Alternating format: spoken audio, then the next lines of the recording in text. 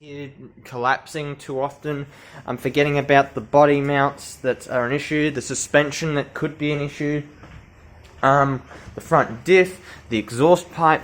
There's lots and lots of little things. I know that the limited slip in the back is solid. It's like brand new in there because the thing hasn't bucked once on me. It hasn't given me any crap other than the fact that it locks up too well. It's too good at locking up. And I felt my dad's LSD, his doesn't feel as good or as solid. This one here is really freaking solid. It works too well, and I don't know why. I don't think it's a problem because the oil came out very clean. But there's lots of little things that I forget about, like wheel bearings potentially. I'm forgetting about, you know, my axles, my differential, which could be damaged, broken, stuffed. I don't know, but it's not stuffed. It works. My drive shafts, these hoses right here. I'm trying to do this properly. Unlike this car, which has not been done as good as properly, because it's not financially within my power to do the work. I don't know if the video reset or anything. It's 1 minute in. There's no way that I've done all this talking in 1 minute. It feels like maybe I feel like this is a longer video than it should be, but it says it's less.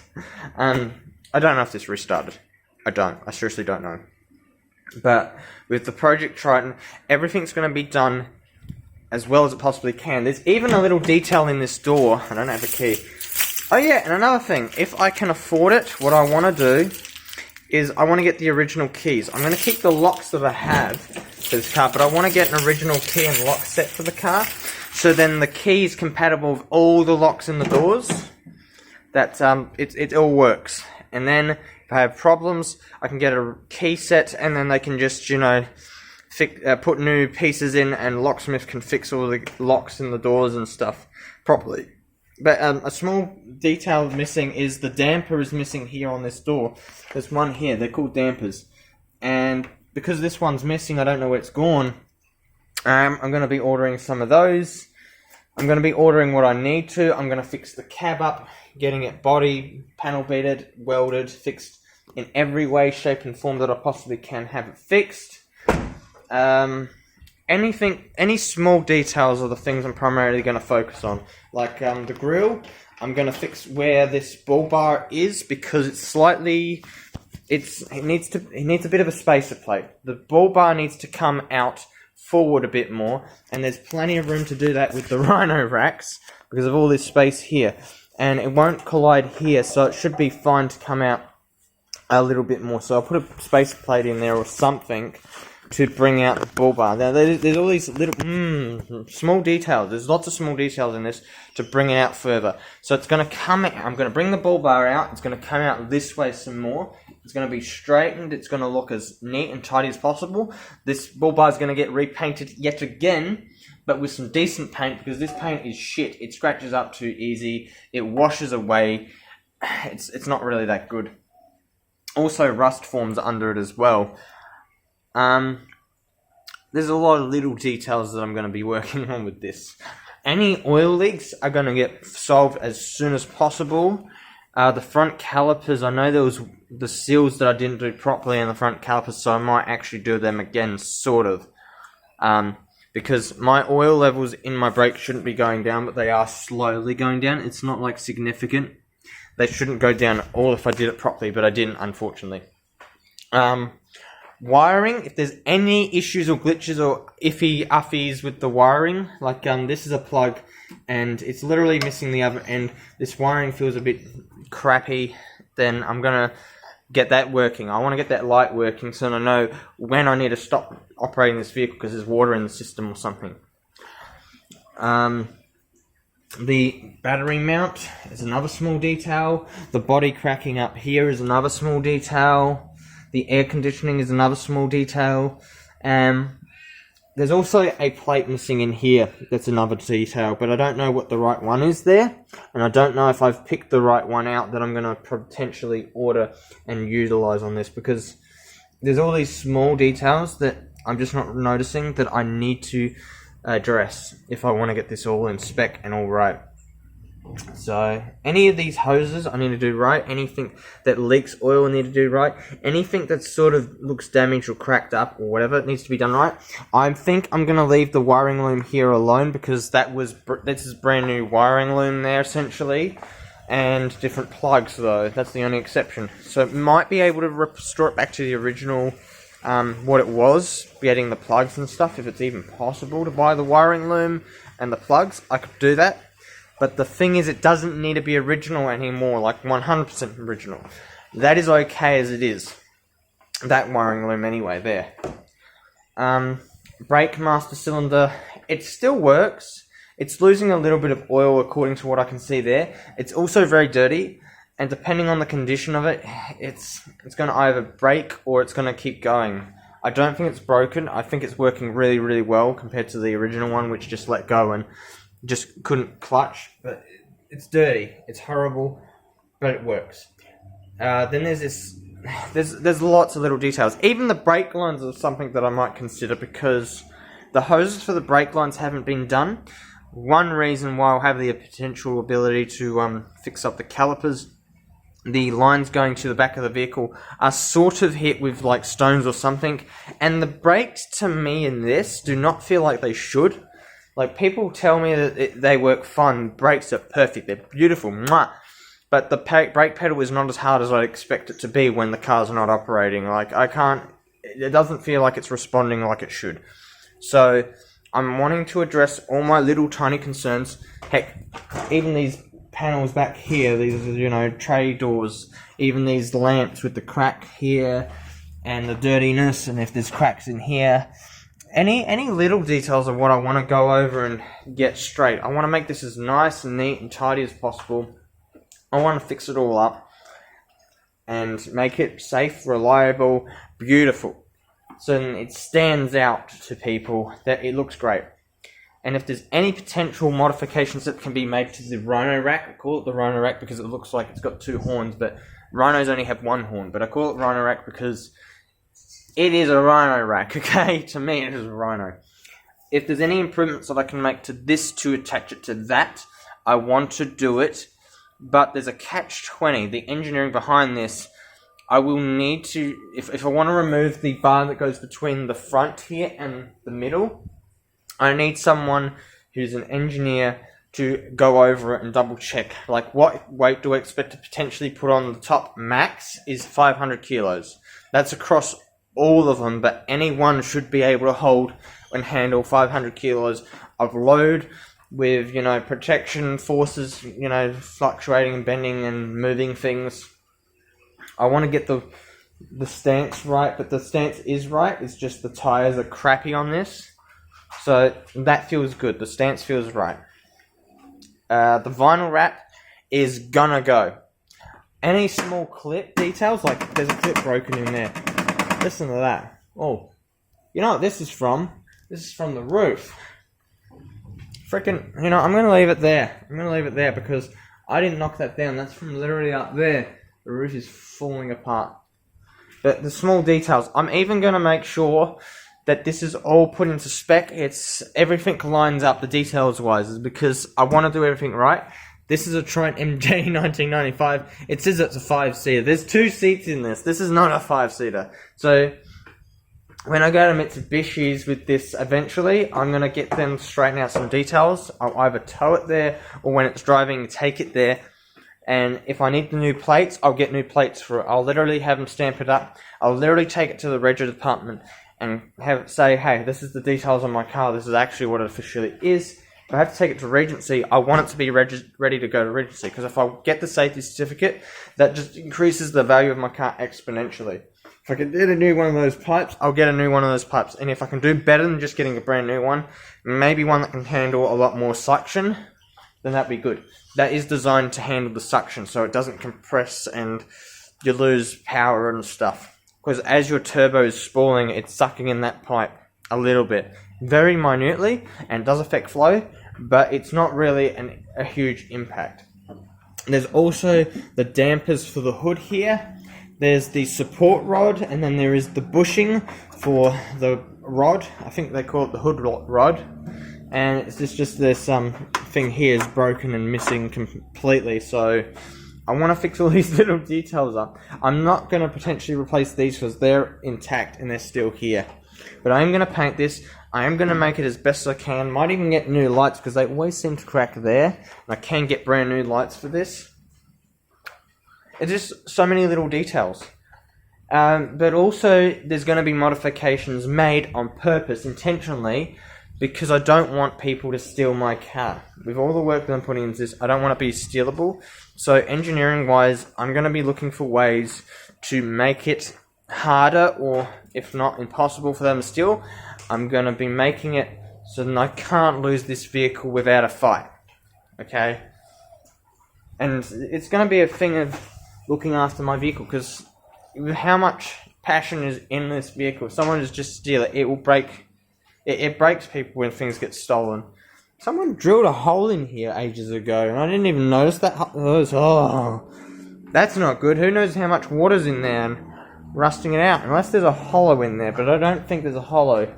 So this is terribly designed in that sense. If there's holes in there, I want to see. I can't see. Can you guys see? There's no holes in this tube, so this could be full of water and I wouldn't even know unless I took it off. Who knows what's in there with those holes? Oh my god. It's terribly designed. If you have holes in the thing, you want a hole out. You don't want to be carrying weight around. This doesn't have holes in it. Here's the funny thing. Someone did try to drill a hole in here. Look at that. They couldn't drill because this is like a hard chrome or stainless steel. I think it's stainless steel. It's really hard to drill into, and they tried to drill into it. So, yeah, this video has been long, but I'm really passionate about doing what I can. Also, potentially, I might get some real decent mirrors, because these mirrors just are hard to work with in one case. In another case, by putting on another mirror here, it takes up room. It takes up a lot of space. So if I could have extra mirrors, but also have the ability to see past my mirrors, that's what I'm looking to do. I want to have it engineered, and the mirrors engineered to make it easier to see. Like, look at the Pajero mirrors. They're like huge, but they're at different heights. In one case here, and the other case here, it's lower, but you can still see past it here. You can still see past it there. It does actually have a blind spot in the mirror, unfortunately, but that's what happens. They are taller mirrors, meaning I could put one of these on there and I don't really influence what the impact of what I'm seeing is. However, one of these is a flat mirror, and I'm not sure. It's this one. This is a flat mirror here. And it's just to get an idea of what the flat mirror looks like from this angle. There you go. Flat, because I can drag my fingers across. You know, that's how flat it is. Now, the other mirror is beveled, and you can see way much more stuff, and it works best for this vehicle. Okay? So here's the bevel mirror. You can see it more this way. So that's a beveled mirror. This is a car that's driving, but it's not driving now because we're replacing the water pump yet again.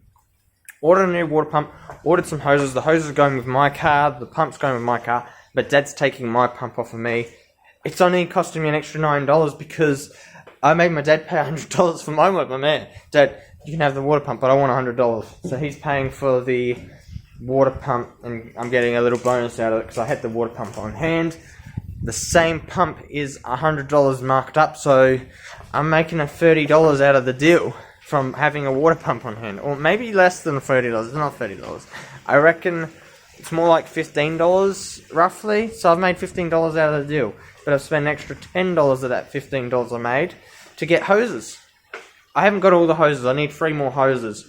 Mostly heater hoses and a bottom radiator hose. It's all I really need, and then it's good to go.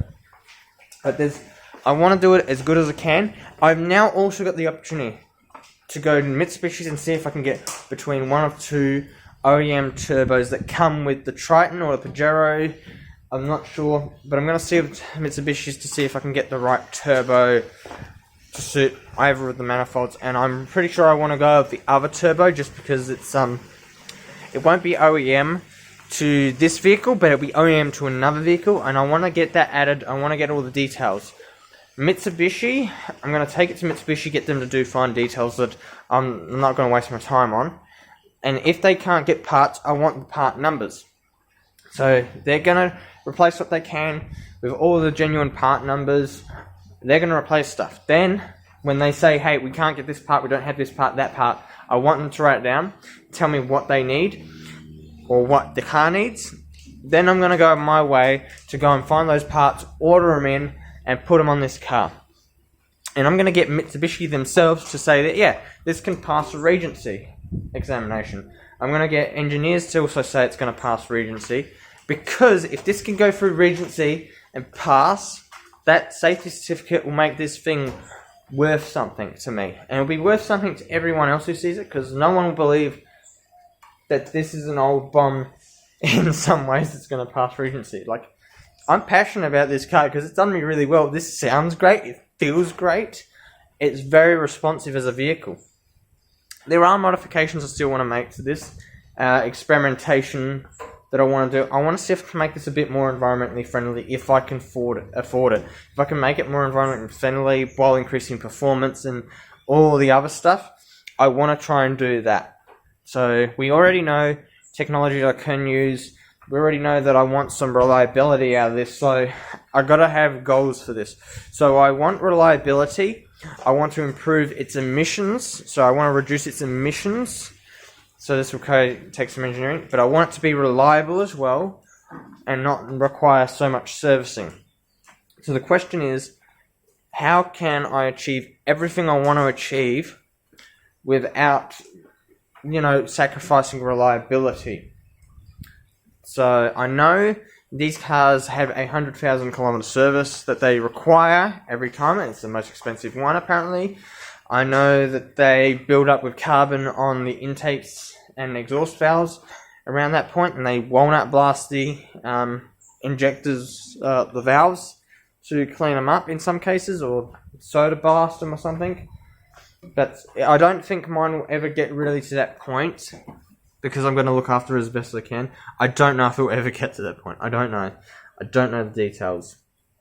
But I want to try and get this to be optimized as possible for longevity on the road. Here's another small detail. You can't buy the flaps, but I'm not going to go with OEM ones. I've got one for the car that suits, but I need to improve the quality of the materials I'm using. And at that point in time, who has Tritons? Anyone have Tritons? At that point in time, if anyone wants a mud flap like this, not a mud flap, but a guard like this, improved quality, let me know. I'm going to be trying to experiment to try and improve it, because this here is the problem. You see it's cracking up and it's falling apart. I don't know if you can tell how well you can see that. The clips are not OEM, they're a problem, but you can see that it's cracking up there. It's weak. It's too fragile. It's going to break. So that's what I'm going to be doing. Also, this has to be dragged out further here. This hole has to be made bigger. It's cracking up here as well.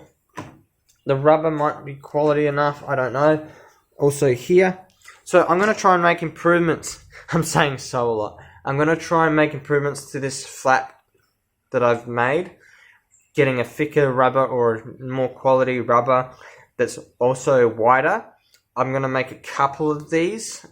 But if anyone has a Triton and it's like a four-wheel drive, if it has this flap, if it's similar to the two-flap design, I think it has to be a four-wheel drive flap. The rear-wheel drive has a smaller flap, so that material size, their flaps are a little bit shorter. So this would be about, it'd be about here for the rear-wheel drive models, down here for the four-wheel drive.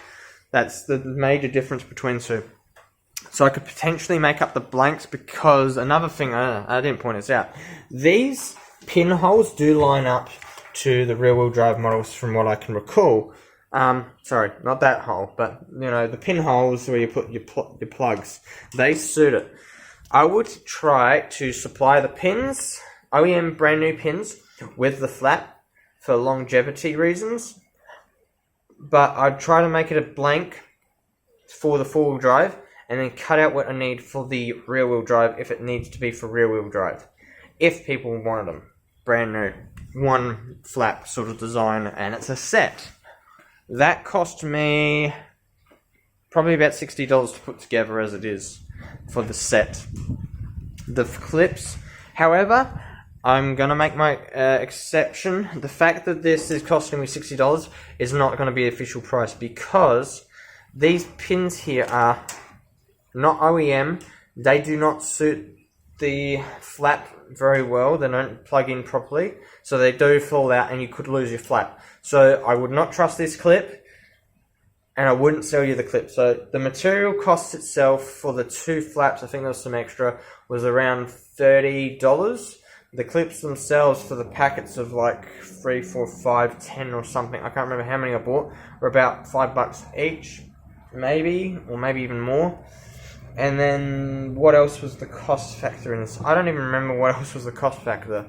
But then there was the time factor, and it took about an hour or 2 to cut 1 or 2 out. I don't remember how long it took. But if it was a thing that I was selling, I would log it down, how long it takes to make this, and what the quality is going to be like. That is not the right material. So $30 for that flap, those flaps. It's dirty, it's cheap, it's rotten, it doesn't last. It won't last. But if I can find a material that will last and do the job for longevity, that will be a higher price point because it will cost more for the material. And if I was to make them and sell them to people, then I'd be selling them for my time, labor, around $30 an hour. And then I'd just include the costs of what I've paid for materials and say, hey, this is what I'm selling to you. I sell them as a set. I don't sell one or the other. I sell sets, because you only can get double flap models, and this is a single flap model that I would make. So literally, guys, if anyone's interested in Tritons, I'm passionate about this Triton. I'm passionate about the things I want to do to it. And I'm hoping people are going to hate me for this, but I'm hoping in some ways that when the government starts bringing out these rules and regulations, making it so these cars come off the road, that it happens, because then I can help support people and keeping them on the roads. The reasons that there's good and bad to this. The good thing is it's good for the environment. The bad thing is people hate it. And it's one thing I don't like, is people will hate it because then they'll be having to take the cars off the road.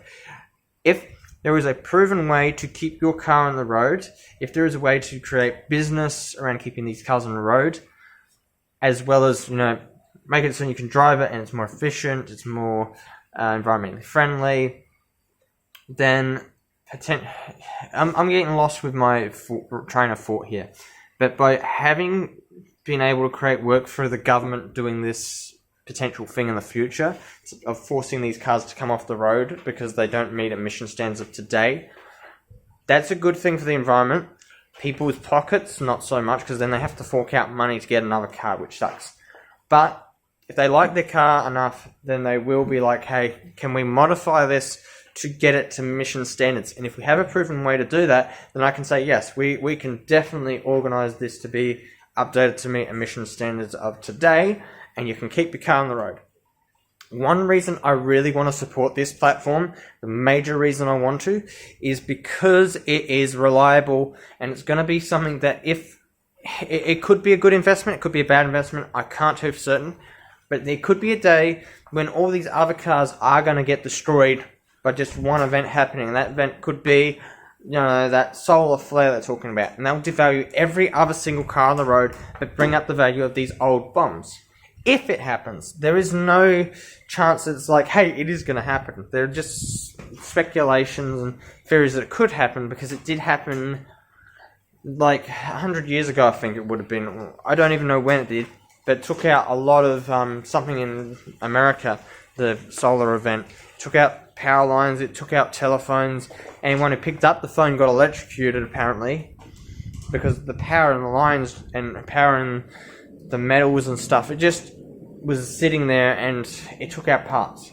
It will take out every IC on the planet. That's what they said from things I read. And it was on my mind for a long time. That's why I picked this car. I picked this car because it was a diesel. I picked it because it's fully mechanical. It doesn't require electricity to run. Another thing I want to see about is having the injection pump sort of changed, like have a modification made to it, so that it is completely able to run without a battery. That is to ensure that if this happens, if it takes out battery, no one can get around, I can just hill start my car, and then I can get it running, and then I can do jobs for whoever needs it the most, whoever is most vital and most important and critical on the road. I can offer my services to them. In exchange, they're going to keep looking after it. They're going to look after me. That is the idea. And if the government needs it for any real reason, then it exists. It has that ability. If the, medical staff need it for any purpose, reasons, or whatever, it exists. If the police need it, it exists. If the army needs it, it exists. It's a possibility. And hopefully, as an investment, if those case scenarios actually to happen, then I will get something out of it, and I'll not only feel proud of myself, I might get something that supports me in having a better life for myself, because I supported something that they wanted off the road, but then they needed. And then I can say, look, this is what I've been playing for years. You wanted to take it off the road, and then you need it more than ever, because everything else doesn't work anymore, and it's going to take you time to get back on the road.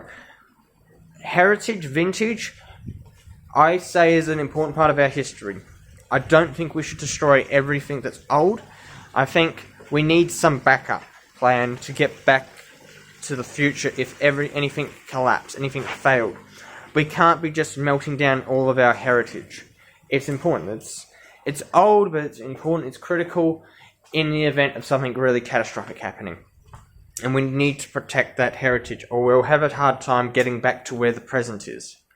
So that is my point, that's my perspective, that's my value. And I just realised they do paint the sumps.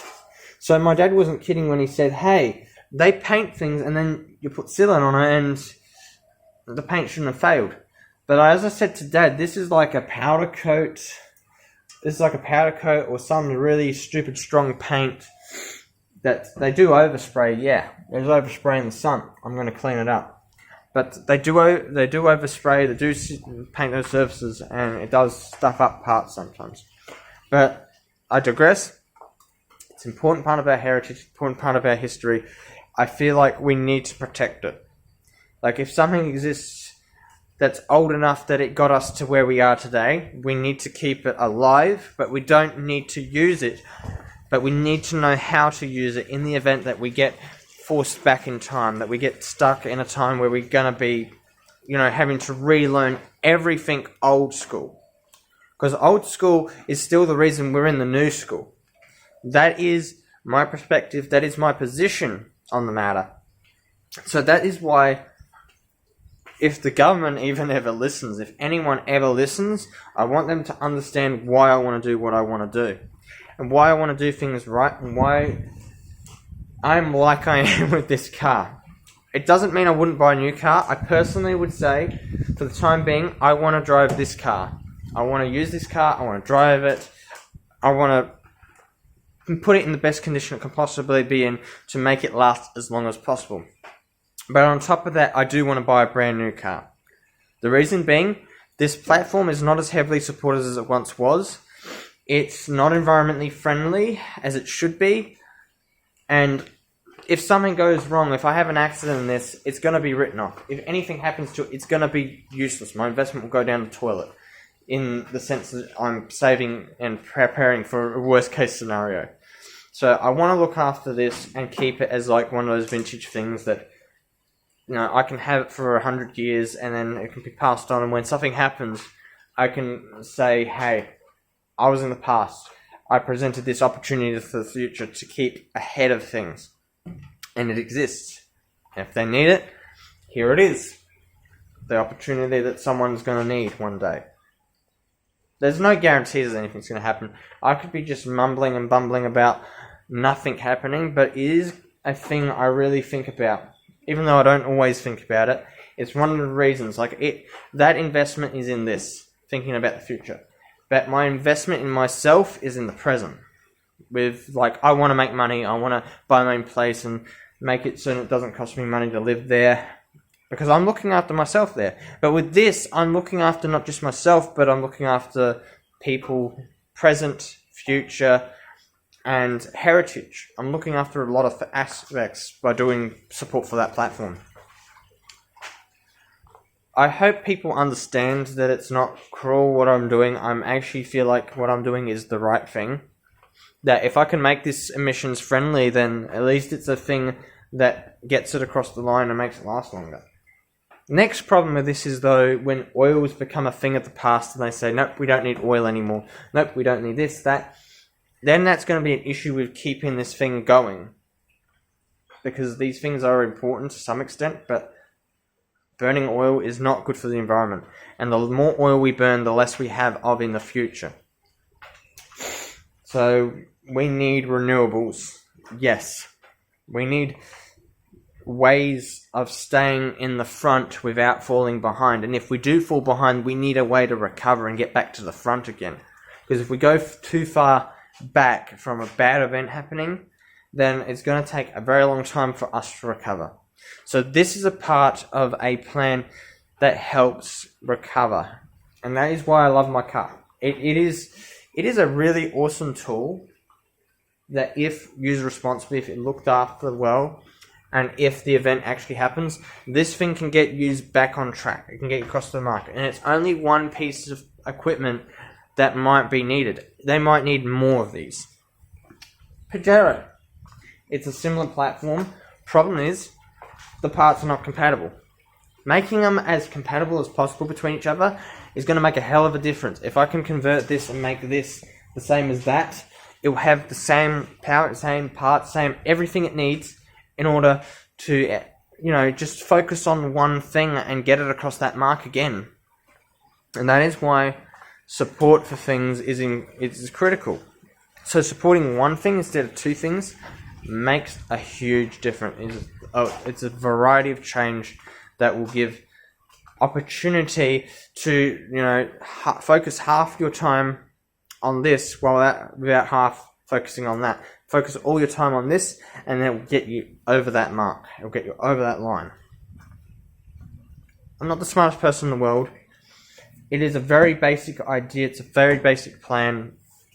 It still seems valuable to me. I'm still like, hey, I'll buy a new car. I'll buy a Tesla one day, maybe. I'll buy maybe a brand new Mitsubishi with the 2.4 litre diesel, which is the newer generation of this. The thing is, in the event that all the ICs in the world get destroyed, that Triton, that Tesla will not operate. They will not work at all. The only car that's going to be running is this. That is how cool this is. Like, even against my mum's car, this will be the only car that will run. Out of all the cars on this premises, there is potentially 3 cars, I believe, that will run, I think. So, No, 4. There is the Tata Telco line, which is broken but shit because there's not really enough support for that platform anyway. That is dead, gone, history, and it sucks. It sucks for one reason: it has no power, it's got a small engine, huge heavy chassis, probably not even environmentally friendly, and it revs the heck out. You have to rev the heck out of it to get it to move, which is ridiculous. Compared to this, has a 2.5 litre. It weighs less, and this thing, even in its broken state, was able to keep up with a V6 Holden Commodore Ute and even not struggle with the load. This thing was not struggling with loads, whereas that V6 that I saw was. But also, in a time in the future, if that event happens that I'm thinking about or considering with my car, between this and that V6 Holden, this is still going to keep going. That is the good thing. And this can last for hundreds of years if it's kept in good tip-top condition. So there's the Tata, there's the Triton Ute, there is the Pajero, and the only other car that I can think of that potentially could, doesn't mean it will, could run in the future, is the XW, which is hiding in the shed. The thing is, the biggest difference between all 4 of those vehicles, 3 of them have the highest chance. Unfortunately, only 3 of them have a chance at staying alive in the future. I have to write off the XW for one major weakness that does take it out of the equation from having the highest chance of going ahead. Sure, it might be A1 mechanically and might be able to run for a very, very long time. The mechanics of it are the reason it will keep going. There's a downside to it though. It needs an alternator, it needs a battery. Without those, that is no good, it's useless. So it needs spark. Spark creates the weakness that newer cars have and will have and won't be able to run for the longest period of time. Diesel is less not economical, less environmentally friendly, but it has the highest chance of survival. That is the thing I'm going with. I could get rid of the battery. I just need to change a valve. The thing will run. So, the engineering behind it to make it so you cannot steal it is critical, because without that engineering, this thing will get stolen so easily and so quickly. It's not funny. Only one of them could. That's why, engineering-wise, if I can do what I can do with it, I will force it to be stuck in neutral. I will force it so that it cannot move. I will force it so that it can't start, if I can force it to not start. And it will be very complicated, very tricky. And even if people know about this stuff, it's going to be a matter of engineering it to be a solution, because a car thief isn't going to get under a car and try to wriggle and jiggle things. If anything, the best thing they can do in that situation is get a tow truck and tow that car out of there. Put it on a trailer and get it out of there. That is why the engineering behind it is so critical, because even with a computer in the car, that's not going to protect it from everything. Like a GPS tracker isn't going to protect it from everything. That can help it. It's not going to work. This thing is just too mechanically reliable, too mechanically easy to get the heck out of Dodge, that if anyone knew how to start one, they would just take it. Too easy. I know how to do it. With what I know about the diesel, this engineering stuff that I want to do, it is critical that I learn stuff, because newer cars, even though they're least reliable and least likely to get us through to the future, they have that protection from thieves. And if someone took this car, the biggest problem with them taking this car is then I've lost my chance. I've spent all this investment, I've lost my chance to protect it, I've lost my chance to protect the future in, having that insurance for the future. So the engineering that I want to put behind this is going to make it insanely hard or insanely impossible for them to just take it and go. I will fight to protect this, and that's what my investment's going to be. This car, I have no idea. I have no idea. This has a little bit more complicated stuff to it because it's an auto trans, and it has a little bit of wiring to operate this one, so I have no idea about this one. I haven't tried to see if I could do it, but there's the valve body which has some electrical stuff operating it, so it might be always stuck in neutral by design. I have no idea. But this one here definitely would probably need a battery, so between all the vehicles, I've gone from 4 to 3. There's potentially only 2 that can run because they're both manuals, and manuals are highly valuable in a time like that. Old technology, but something that can be reliable for hundreds and thousands of years if you had to use it for that long, because it's reliability. All these small changes they're making these days just remove value from them. Oh, here's another car that will not make it to the future. ZL Fairlane. It's electric. And even that's hard to bloody hardwire and, get the heck out of Dodge in. There's just a few cars that can be stolen. Easily, apparently, because people know how to steal them. Triton, Pajero, Tata, Pajero, and XW. Dad's V6 can't be stolen easily. That's not an easy one to do. But that has points in it. Points are easy to steal. That is electronic computer, not easy to steal. Triton, easy to steal. Pajero, easy to steal. Tata, easy to steal. That is why... Actually, I said Pajero, this one. I'm not even sure if it's easy to steal or not. But I don't want my hardware getting stolen. So I'm going to be doing everything I can to protect my vehicle. Since I'm investing so much into it and I want to protect it, I'm going to be doing everything I can to protect it. And doing the best I can. Because I'm smart. I'm going to do things outside of the box. You have a key, let's change up the key. Let's make that key much harder to break. Let's make it so then you can't be just a guy who's going to go and try to steal a car in the car block and get under the car and try to break something in order to get it away. Let's make it so then you're driving down the road and it just goes into neutral and then you look like an idiot. Because if I could do that to a thief, if I make a thief look like an idiot, he can just say, oh, my car broke down. But is it his car? That's the question. Is it his car? If you get a chance to call the police and he gets caught and another guy's helping him, that guy's going to get told, this is not his car. You're a suspect. You got to be careful. There's a lot of things I'm thinking about. I love my hardware, I love my equipment, I love everything. But guys, if there's thieves looking, honestly, I don't know why you do it. I don't know why you want to steal stuff. I don't get it. Maybe it's because you're broke, maybe you're poor, maybe you're trying to make a buck and trying to get ahead in life really quickly or in some weird way. But there's other ways to do it. Instead of stealing stuff, you know, your skills could be helpful. In the right circumstance, they could be helpful. There could be some time when someone can't get in their car. You could use your skills to help them get in their car. And say, look, I helped you get in the car. I don't need it, but I do need it, but I want to ask and I don't want to ask at the same time. I need, $10 to go grab some food from the shop, so I need it. I'm trying to save up for something. I've helped you get in your car. I need some money for this. That, someone might be generous enough to be like, you helped me get in my car, here's $10. And I think that's a cool thing that could be a thing that you could use skills for.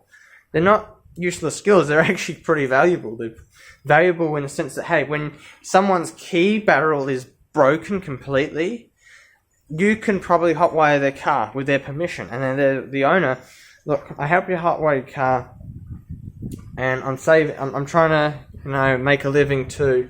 I'm happy to help, but I need something so that I can help, keep myself alive.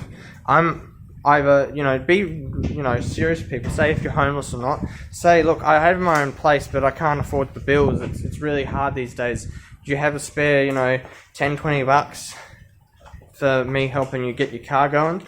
And I think people out of graciousness will be like, yeah, here's $10-20. You got me going again. I'll have to take this to the mechanic though to fix it.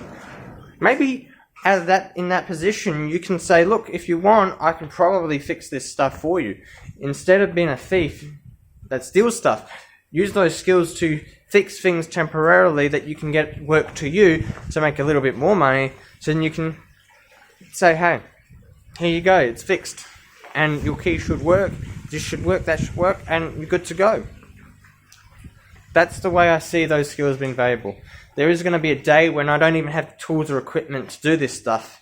And if you're walking around with those tools available to fix something, I could say, look, I'm stuck. I can't move my car because of something just broke, and it might be a simple fix. It might be this. I don't know. I don't have the tools to access this to find out what's going on. And if you know enough about cars, you're like, yeah, sure, I can help you check this out. And if I'm in the position, I don't carry cash, so I can't be like, hey, pay cash. But if I'm in a position where I could give you something, I could. If you say, look, I need, $20, I can help you for like $20. I'm actually trying to get somewhere. I'll come back after. Or if you say, look, if you want me to help you right now, I've got a job I'm going to, but if you need me to do it right this second, I need like $100 right here, right now. Otherwise, I'll come back and I need $20 or $50, and I'll come back and help you. Sort of thing. Get this thing going, or check it out. Because I'm trying to save up for a repair on my car, or I'm trying to save up to buy a new car or something. If someone could do that, you feel so much more secure with someone who's not a thief and trustworthy with those skills than someone who's actually a thief. Like, I can't trust this guy. He's actually stolen cars before. No, stay away from my shit. It's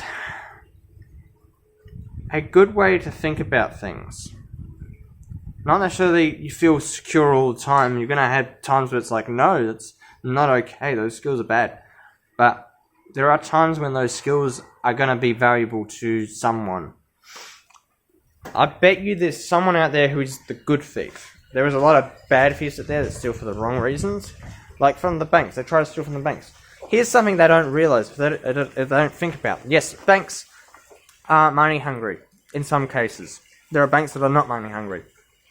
But when you go into a bank, you steal money from a safe, You're not stealing just money from the banks, people. You're stealing people's savings, their hard-earned savings, and they're trying to get ahead in life. They're trying to secure their future, and as soon as you steal them, it affects them. And they lose their hard-earned savings because the bank can't give them what they need. Sure, money-hungry banks are money-hungry banks, okay? Understand that. But when you steal from the bank, you're stealing from other people. Hundreds of people. Thousands of people. And that is one of the reasons why stealing is not good. And you need to consider this stuff before doing it. Like, you need to see the good side of when you can do it. You need to see the bad side of when you shouldn't do it. And you need to find moral respect for different circumstances and positions. Personally, what can I say about self personally? I know how to steal my own car. Okay, I know every aspect of it, and that's why I know how to make it harder. I know how to make it, unable to be stolen. But I can't help everyone. I can't fix everyone, and I can't fix everything.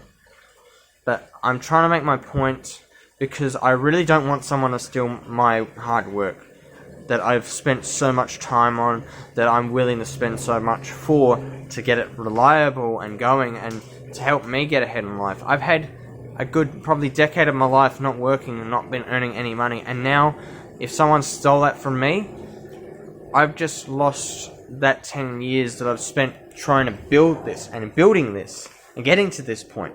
That when it's stolen, I've lost 10 years. And that's stealing from me. That's 10 years you've stolen from me. It's not 10 years in value to you. To you, it's probably a month or two of, parts and labour and money and shit. But to me, that's 10 years. You just stole 10 years from me. Let me keep my 10 years. Okay? That's not fair on me. And then I'd have to spend, at that point in time, I might be able to spend another, 6 months trying to get back to where I was, but I'd be stuck in a position where I don't have stuff. Like, people want to hurt people. Unfortunately, that's how cruel the world is. And I do want to mention this because I don't want people stealing from me. I help people. I've had shit stolen from me in the past, and I'm sick of it. And that is why, in my circumstances, I'm trying my best because I want to protect it. I want to protect everything. And sure, I'm not strong enough to put up a fight physically, but mentally I can put up the fight. With, my barricades, my walls, and whatever I have to do to protect my hardware.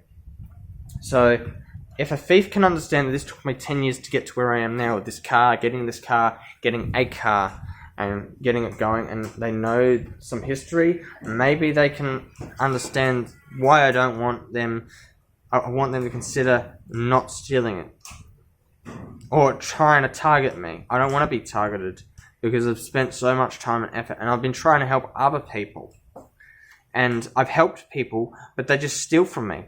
So if it is a consistent theme, that's going to really suck. And it's going to hurt. And if your goal is to hurt people, then congratulations, you've succeeded. But I wouldn't steal from someone. People used me, and I call that a form of stealing. And that's why I'm done with people that want to use me. When I say I'll help you with this, it's me offering my help and being generous to you. But when you ask me for help, I need something back. When I need a favour, you owe me a favour. And that's the thing. I got some favours back because I knew I wasn't going to get any more than what I got, because they would act like they've helped me and they feel like they've cleared themselves of debt in a way to me, but they haven't. And there is people that are still in debt to me for me helping them and solving their issues. What am I going to get for it? Nothing. I spent my time, I spent my money to help them, and I didn't get nothing back. My neighbour down the road, I made a promise to him. I said I'd help him with his V8, but I haven't, and I am still sort of in debt to him in some ways and shapes and forms with that. If he needs help, I can help him. We've done a lot to help him out, okay? And I did say to him, I need this for that, I need that for that. And I've been in a position where I can't help him, and I couldn't help him. And people have stuffed up on his task because they rushed things, they broke things, they damaged things, and it cost them now more money to fix because people are idiots that don't know what they're doing. So if you know what you're doing, then actually apply yourself and actually prove it, because there's people that need help they can't afford it. Yes. There's people, if you can work with them, you can find a solution that works both mutually beneficial to both of you. Look, I'll help you fix your car. In exchange, I need to borrow it for some jobs to try and make some money for me. And once I've made this much money out of it, then I will leave you alone. Or once I get my own car from using your car, then you can have, I would like to give you back your car. But I'll help you, but I need that for that.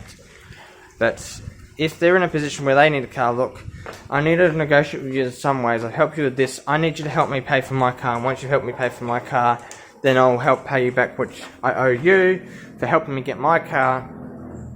And fair's fair. But some people are not like that. And it's really hard in this world. It's really cruel. Really, really cruel. I like my car. I love my car. I want to protect it. I want to do the best I can. And I am smart. I am a genius. But I also need to be smart about engineering stuff. If I do this wrong, I'm going to be in the poop, essentially. I'm going to have to work out how I can make it work for me. The correct way to make it actually happen. If I can't make it happen, I'm going to be in trouble. That's otherwise, thank you all for joining. Thank you all for watching. I appreciate your time, effort, and support. I actually have some ideas now on how I'm going to do it. I have ideas now. That is an awesome thing to know. But take care, everyone. I hope everyone stays safe during COVID-19. I hope that people don't have to suffer in ways that I've suffered, and I hope people have good lives. And I hope that the event that I fear for never actually happens because of what I've read and what I've heard. And I really hope that this wasn't, I hope this was a waste of time. But in the event that it wasn't a waste of time, there'll be a day when people will look back and say, he was right, I was right. But I don't need them to say I'm right now. But I'm right for thinking the way I think, but it doesn't mean it's going to happen. It doesn't mean it did happen, but it is what it is. So thank you for watching, thank you for joining in, thank you for support. And I really hope that I can do everything I can to make this economical, efficient, environmentally friendly as possible, and make it so that I can protect it. Take care, everyone. Michael the Mechanical, out.